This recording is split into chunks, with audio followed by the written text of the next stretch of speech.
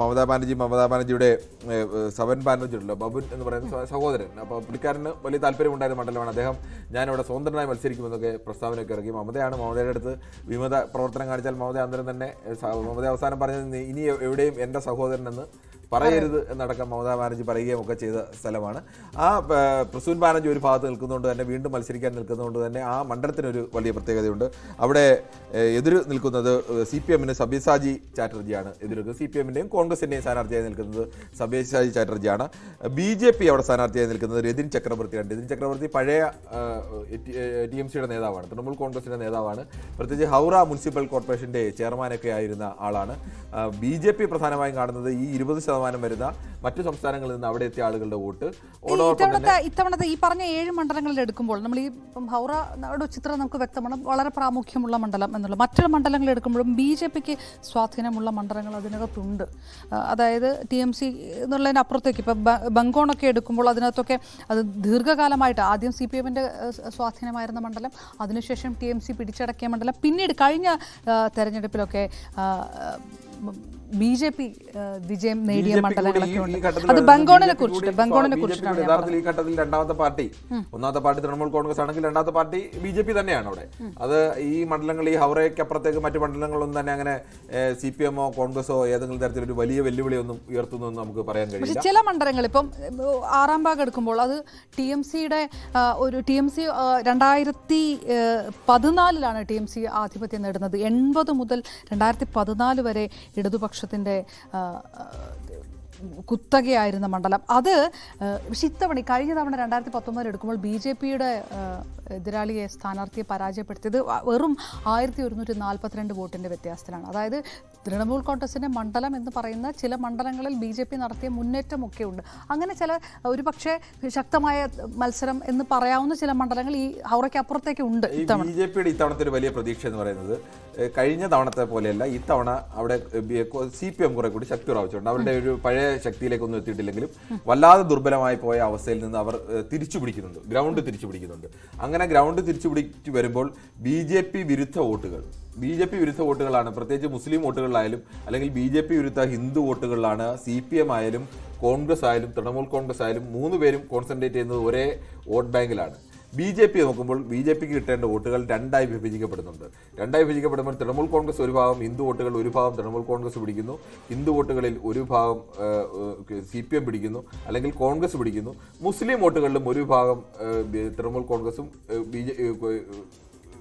കോൺഗ്രസുമായി അല്ലെങ്കിൽ CPM-മായി പിടിക്കും. അപ്പോൾ യഥാർത്ഥത്തിൽ BJP-ക്ക് എതിരായി നിൽക്കുന്ന മുസ്ലിം വോട്ട്, വലിയ ശതമാനം വരുന്ന മുസ്ലിം വോട്ട്, BJP-ക്ക് എതിരായി നിൽക്കുന്ന ഹിന്ദു വോട്ടുകൾ വലിയ ശതമാനം, ഇത് ഏറെക്കുറെ രണ്ടായി വിഭജിക്കപ്പെടുന്നുണ്ട്. അതിനകത്ത് ആർക്കാണ് ശക്തി കുറവെന്നുള്ളത് രണ്ടാമത്തെ വിഷയം. പക്ഷേ ഈ വിഭജനം ഒരു തരത്തിൽ പറഞ്ഞാൽ BJP-യെ സംബന്ധിച്ച് സഹായകരമാണ്. അതുകൊണ്ട് തന്നെയാണ് നരേന്ദ്രമോദി ആവർത്തിച്ച് അവിടെ കോൺസെൻട്രേറ്റ് ചെയ്തുകൊണ്ട് തുടർച്ചയായി നിർത്തിക്കൊണ്ട് അവിടെ ഈ പ്രചരണം നടത്തുകയും മമതാ ബാനർജിയെ പോലെ ഒരാൾ വലിയ സീറ്റോടുകൂടി തന്നെ കഴിഞ്ഞ തദ്ദേശ തെരഞ്ഞെടുപ്പിൻ്റെ വിജയമൊക്കെ കണക്കൊക്കെ പരിശോധിച്ച് നോക്കിക്കഴിഞ്ഞാൽ കഴിഞ്ഞ ലോക്സഭാ തെരഞ്ഞെടുപ്പിൽ മമതയ്ക്ക് തിരിച്ചടി നേരിട്ടെങ്കിൽ ലോക്സഭാ തെരഞ്ഞെടുപ്പ് കഴിഞ്ഞോടുകൂടി മമത അതിശക്തമായി തിരിച്ചു വന്നു. നിയമസഭാ തെരഞ്ഞെടുപ്പിൽ മമത വലിയ വിജയം നേടുന്നു. അതിനപ്പുറത്തേക്ക് തദ്ദേശ തെരഞ്ഞെടുപ്പ് വരുമ്പോഴേക്ക് മമത ബംഗാൾ തൂത്തുവാരുന്ന അവസ്ഥയിലേക്ക് എത്തുകയാണ്. അങ്ങനെ ബംഗാളിൽ എതിരാളികളില്ലാത്ത രീതിയിലേക്ക് മമത വലിയൊരു മുന്നേറ്റം നാമമാത്രമായ സീറ്റുകളിലേക്ക് BJP-യെയും അതോടൊപ്പം തന്നെ CPM-നെയും കോൺഗ്രസിനെയും എല്ലാം തള്ളിക്കൊണ്ടാണ് ജയിക്കുന്നത്. ആ മമതാ ബാനർജിയെ പോലെ ഒരാളെ പരമാവധി വളരാൻ ഏറ്റവും പ്രധാനമാണ്. അതെ, ബാരക്പൂർ എന്നുള്ള മണ്ഡലമൊക്കെ നോക്കുമ്പോൾ തൃണമൂൽ കോൺഗ്രസ് സ്ഥാനാർത്ഥിത്വം നിഷേധിച്ചതിനെ തുടർന്ന് BJP ടിക്കറ്റിൽ മത്സരിക്കുന്ന അർജുൻ സിംഗ് മത്സരിക്കുന്ന സ്ഥലം ഒക്കെയാണ്. അപ്പം അവിടെ TMC മാത്രമല്ല CPM-ന്റെ കാൻഡിഡേറ്റും അവിടെയുണ്ട്. അങ്ങനെ അത്തരം ചില മണ്ഡലങ്ങളൊക്കെയുണ്ട്. വലിയ രീതിയിൽ TMC വഞ്ചിച്ചു എന്ന് പറഞ്ഞിട്ടൊക്കെയാണ് അവിടെ പ്രചാരണമൊക്കെ നടക്കുന്നത്. അത് ചില മണ്ഡലങ്ങളുടെ ഒരു രാഷ്ട്രീയ പ്രാധാന്യം. രണ്ട് വിഷയങ്ങളാണ് അപർണ ഇതിലുള്ളത്. നമ്മൾ ഈ കണക്കുകൾ പരിശോധിച്ച് കഴിഞ്ഞാൽ മിക്കവാറും മണ്ഡലങ്ങളിലെല്ലാം പഴയ ചരിത്രം നോക്കിയാൽ ഏതാനും മണ്ഡലങ്ങൾ വെച്ച് ബാക്കി എല്ലാ മണ്ഡലങ്ങളുടെയും പഴയ ചരിത്രം ചുവന്ന് തൊടുത്ത് നിൽക്കുന്ന ചരിത്രമാണ്. ആ ചരിത്രത്തെ നമ്മളിപ്പോൾ ബംഗാളിലെ രാഷ്ട്രീയമായിട്ട് ഏതെങ്കിലും തരത്തിൽ കറണ്ട് രാഷ്ട്രീയമായി നമുക്ക് ബന്ധപ്പെടുത്താൻ കഴിയില്ല. അതുകൊണ്ട് തന്നെ മറ്റ് മണ്ഡലങ്ങളൊക്കെ മറ്റ് സംസ്ഥാനങ്ങളുടെ മണ്ഡലങ്ങൾ പരിശോധിക്കുന്ന പോലെ ചരിത്രപരമായ അത്തരം വലിയ വിജയങ്ങളുടെ നേട്ടങ്ങളോ അല്ലെങ്കിൽ അതിൻ്റെ ഒരു തുൻതുടർച്ച ഉണ്ടാകുമെന്നോ ഒന്നും കാണാൻ കഴിയില്ല. രണ്ടാമത്തെ ഒരു വിഷയം തൃണമൂൽ കോൺഗ്രസിൻ്റെ വിഷയം എന്ന് വെച്ചാൽ ഇപ്പോൾ BJP നിൽക്കുന്ന പ്രധാനപ്പെട്ട നേതാക്കളിൽ പല പ്രധാന നേതാക്കളും തൃണമൂൽ കോൺഗ്രസ് നേതാക്കളായിരുന്നു. തൃണമൂൽ കോൺഗ്രസിന്റെ മമതാ ബാനർജി ഇതൊക്കെ പറയുമ്പോഴും മമതാ ബാനർജി ഒരു ഒറ്റയാൾ പാർട്ടിയാണ്. മമതാ ബാനർജിയുടെ ഒറ്റയാളുടെ തീരുമാനമാണ് നടപ്പാകുന്നത്. മമതാ ബാനർജിയുടെ തീരുമാനങ്ങളെ ചോദ്യം ചെയ്തുകൊണ്ട് തൃണമൂൽ കോൺഗ്രസിൽ മുന്നോട്ട് പോകുക എന്ന് പറയുന്നത് ഏറെക്കുറെ അസാധ്യമാണ്. അങ്ങനെ മമതാ ബാനർജിയെ തള്ളിക്കളയുന്ന അല്ലെങ്കിൽ മമതാ ബാനർജിയുടെ പാർട്ടിയിൽ നിന്ന് മറുകണ്ഠം ചാടിയവരോ അല്ലെങ്കിൽ അവിടെ നിന്ന് പുറത്താക്കപ്പെട്ടവരോ അല്ലെങ്കിൽ അവിടെ ഏതെങ്കിലും തരത്തിൽ അസ്വസ്ഥമായി മാറി നിൽക്കുന്നവരൊക്കെയാണ് BJP ചൂണ്ടയിട്ട് പിടിക്കുകയും അല്ലെങ്കിൽ BJP നേതൃത്വത്തിൽ കൊണ്ടുവരികയും ചെയ്തത്. അങ്ങനെ BJPയുടെ ആകെ ബംഗാളിലെ നേതാക്കളെ എടുത്തു കഴിഞ്ഞാൽ എനിക്ക് തോന്നുന്നു അതിൻ്റെ ഒരു പകുതിയോളം പേർ മുൻ തൃണമൂൽ കോൺഗ്രസ് നേതാക്കളാണ്. അവരാണ് ഏറ്റവും പ്രധാനമായ നേതാക്കളായി വന്നിട്ടുള്ളവർ ഒക്കെയും. അത് ആ ഒരു പാർട്ടി അവിടെ അങ്ങനെ ഒരു സ്ട്രാറ്റജിയാണ് യഥാർത്ഥത്തിൽ BJP പ്രയോഗിച്ചത്. ഹൂഗ്ലിയിലും ഇതുപോലെ ത്രികോണ മത്സരം എന്ന് പറയുന്ന ഒരു വിഷയമാണ് നടക്കുന്നത്. രചന ബാനർജി, പിന്നെ അത് CPMന്റെ മണദീപ് ഘോഷ്, INDയുടെ മൃണാൾ കാന്തിദാസ്, ഇങ്ങനെ കുറേ പേര് പ്രധാനമായിട്ടും മത്സരിക്കുന്ന, അതായത് BJPയുടെ ലോക്കറ്റ് ചാറ്റർജി കൃത്യമായിട്ട് അവിടെ എന്താ പറയുക പ്രധാനമായിട്ടുള്ള ഒരു, അതായത് BJP കൂടുതൽ സ്വാധീനമുള്ള മണ്ഡലങ്ങളിലൊന്ന് കൂടി ഈ തെരഞ്ഞെടുപ്പിനകത്ത് വരുന്നുണ്ട്. സ്വാഭാവികമായും വരുന്നുണ്ട്. BJPക്ക് സ്വാധീനമുള്ളത് തൃണമൂൽ കോൺഗ്രസിന്റെ സ്വാധീനവും BJP സ്വാധീനമുള്ള മണ്ഡലങ്ങൾ തന്നെയാണ്.